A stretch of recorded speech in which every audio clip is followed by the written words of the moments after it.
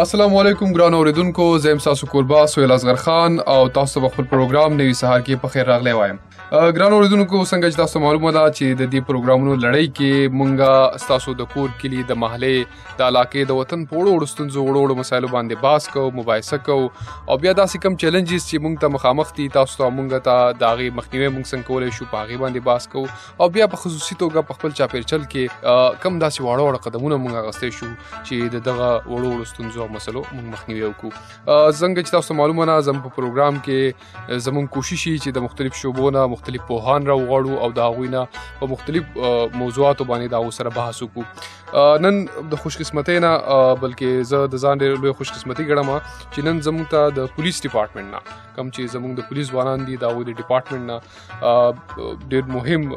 انسان ډېر مهم عهدو باندې کار کړی په پوره خیبر پښتونخوا چې څومره ډسټرکټس دي په ډېرو ډسټرکټس کې خپل سروسز ورکړي دي د ډي پی او په توګه باندې د ایس پي په توګه باندې او نن سبا چې کوم عهده باندې هغوی دي هغه اے آی جي نیولی مرج ډسټرکټس کوم چې زموږ قبایلي اضلاع دي په هغې کې هلته کار کوي او ورسره اے آی جي اپریشنز دي. زموږ سره په سټوډیو کې موجود دی ظهور خان اپریدي صاحب. ظهور خان اپریدي صاحب، تاسو ته د راتګ یو جهان مننه، موږ د وخت راکولو ډیره مننه جی. الله خوشحاله ساته او عزتمن شي چې تاسو زه نن انوایټ کړم او د تاسو چې کومه د اف ام په ترو مرکز هغې کې شرکت مو کم راکړه. ډیره مننه. ظهور خان صاحب، زموږ مسله داسې ده چې زموږ په سوسایټي کې بل ایکسپټ کول ډیره غټې والنیه ده. مونږ عموما په خپل کردار کې یا په خپل قومیت کې دومره مست یو اکثر عموما چې مونږ ته بل ایکسپټ کول، بل خپل ځان سره کې ناسته کول، سره کار کول، سره ژوند جواک کول دغه ډېر خنډ راته ښکاري، ډېر مسایل ښکاري. داسې خو دا چې یاره مونږ د میلمستو په شکل کې که څوک راشي او مونږ ورله ځای ورکوو نو بیا خو زمونږ مثال نشته، دغه په مونږ کې ډېر یو غټ صفت دی. خو بل طریقه باندې که په داسې ډېرو ماحول کې په ډېرو کیسو کې زمونږ د چا سره مخامختیا راشي نو هغه اکسپټنس مونږ ته ګران دي ډېر زیات. نو تاسو څه ګڼئ؟ تاسو د خپل تجربې په بنیاد باندې تاسو ایون پولیس ډپارټمنټ کې پاتې شوي یا بلکې اوس هم په ډېر مهمه عهده باندې کار کوئ، تاسو د داسې واقعاتو سره په ډېره زیاته تجربه د خپل تجربې را سره هم شریکې کړی او په دې پوهه کوي چې یاره په یو معاشره کې د اکسپټنس چې کوم دی، دا یو بل منل چې کوم دي، دا څومره ضروري دي؟ ډېر مهم سوال تاسو وکړلو او په دې کې به زه سهیل خان دا تاسو ته وایم چې د مونږ المیه زمونږ د معاشرې دا ده چې عدم برداشت ورځ په ورځ زیاتیږي. که تاسو وګورئ خاص کر د 2001 د 9/11 نه پس زمونږ په ملک باندې چې څونه ستونزې راغلي دي او خاص کر پښتونخوا په ځمکه باندې او زمونږ چې کم قبایلي سیمه وه په هغې کې او ورسره بلوچستان هم پکې شامل کې، نو که دلته تاسو وګورئ که څونه مشکلات راغلي دي په هغې کې ټولو کې غټه وجه چې کومه وه هغه تشدد پسندي او انتها پسندي وه او د دې رجحان او د دې پیلاوېدلو بنیادی او مهمه وجه په بیک ګراوند کې عدم برداشت دی. که هغه تاسو په جمهوری لیول باندې وګورئ، سیاسي لیول باندې وګورئ، که هغه په مذهبي لیول باندې وګورئ او هغه که ایون تاسو په کورنو چارو کې وګورئ، د عدم برداشت زمونږ انفارچونیټلی په ټوله معاشره کې ډېر زیات پیلو شوی دی. او زه ایون داسې ضلعو کې یعنی زما ریسنټ پوسټینګ په ابټاباد کې او هزاره یا ابټاباد یو ډېر خوانده علاقې تصور کیږي، خو هلته چې تاسو وګورئ مذهبي انتها پسندی، مذهبی عدم رویه او مذهبی عدم برداشت ډېر د تیزی سره روان دی او دا ډېره غټه المیه ده. په دې وجه باندې او د دې ډېر فیکټرز دي، هغه فیکټرز چې تاسو وګورئ او د دې فیکټرز په نتیجه کې چې کوم ریزلټس راځي، لکه زه اوس تاسو ته سمپل مثال د کرایم اگینست پرسن مونږ هغې ته وایو چې څونه په دشمنو کې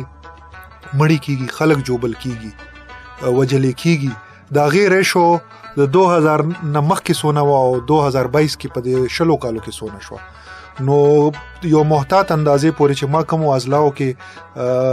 نوکري کړې ده د هغې فګر زه تاسو مخامخ کېدم نو دا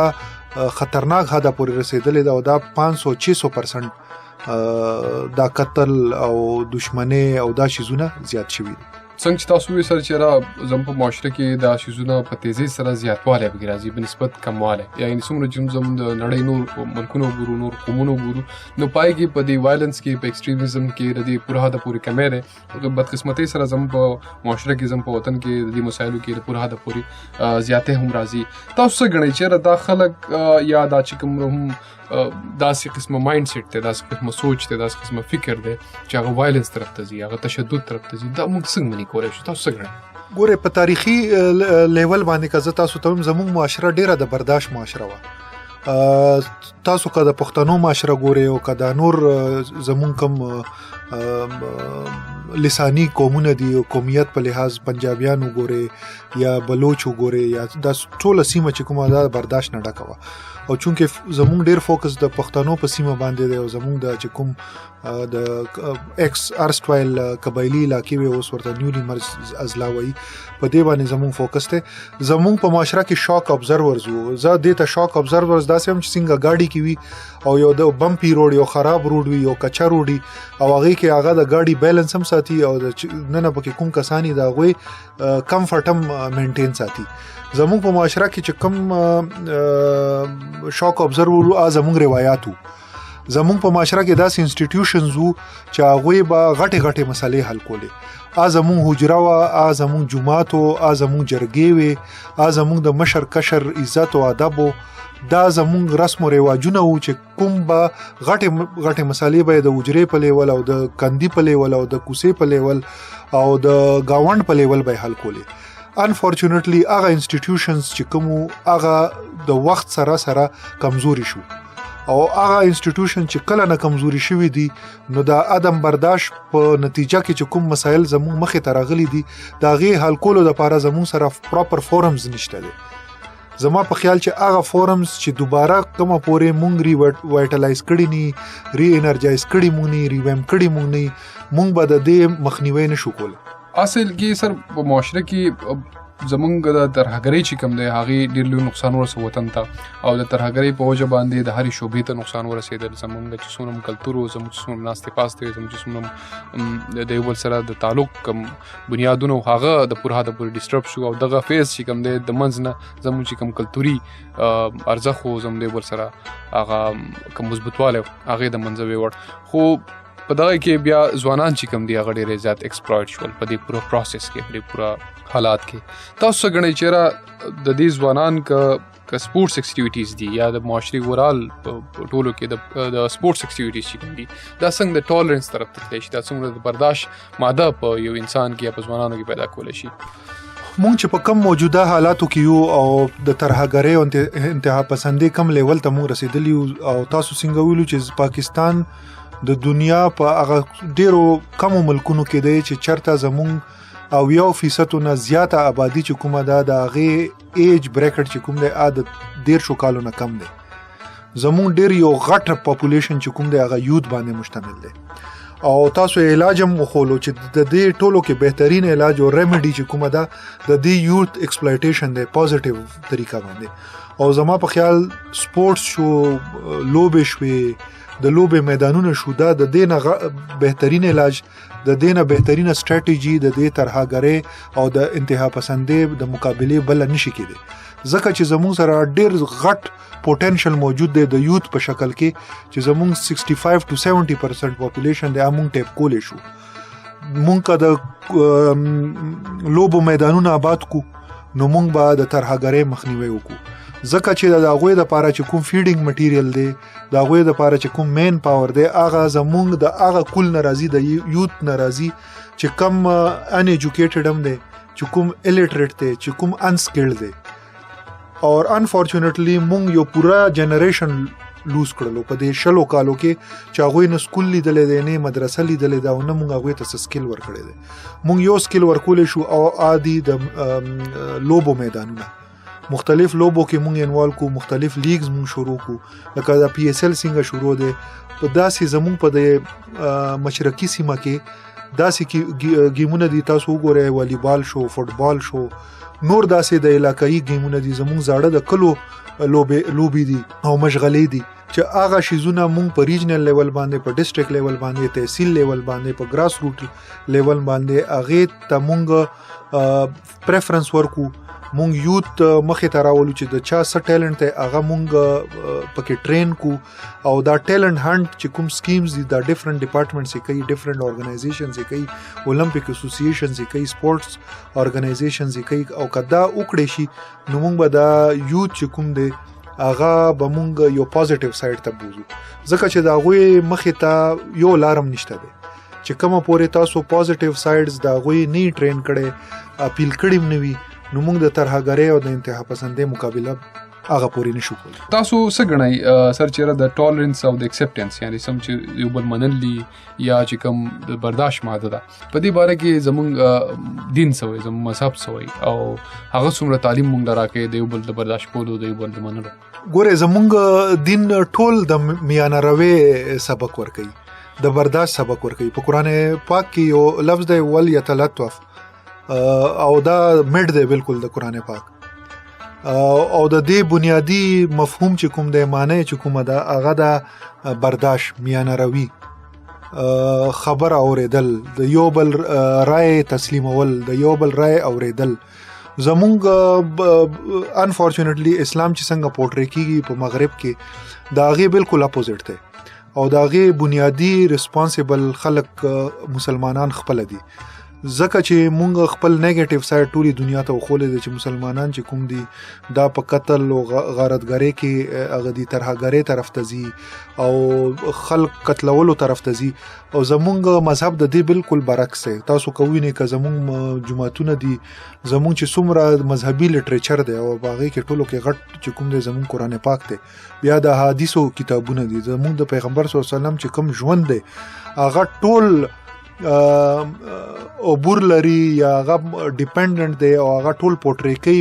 ټالرنس برداشت پورټری کوي. ډېر داسې موقع راغلي دي چې د زموږ پیغمبر صلی الله علیه وسلم خلاف خلکو خبرې کړې دي دا هغه په موجودګۍ کې دا هغه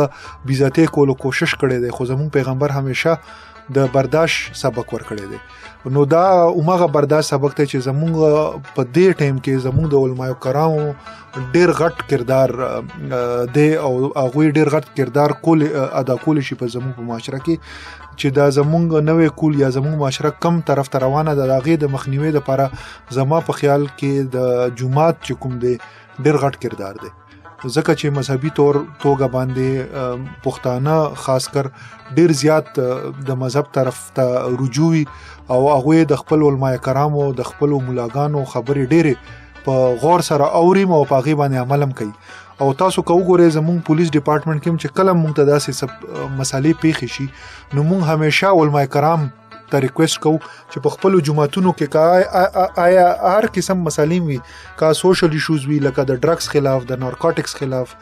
که نور داسې سوشل ایشوز وي نو مونږ کوشش کوو چې په خپلو خطباتو کې علماء کرام د هغې شي قدغنم وکړي او د هغې د مخنیوي دپاره خلکو ته تبلیغ هم وکړي چې د دې شي نه تاسو لرې ساتئ. هوایي فایرنګ شو د دې نه علاوه جنګ جګړې چې وي مونږ علماء کرام انوایټ کوو که داسې سیکټیرین څه ایشو وي هغې کې مونږ علماء کرام راغواړو او ورته هغوی ته ریکویسټ کوو چې دا دوه فقې دي د دوی منځ کې تاسو جرګې وکړئ. نو د علماء کرامو کردار په دې کې ډېر زیات امپورټنټ دی چې زمونږ د مذهب کوم اصلي میسج دی هغه خلکو ته ورسوي. بالکل هم داسې دا څومره چې د مذهب کردار زموږ په معاشره کې دی شاید چیرې د بل یو شیز وي او په کار دا چې په دې کې څومره هم زموږ مذهبي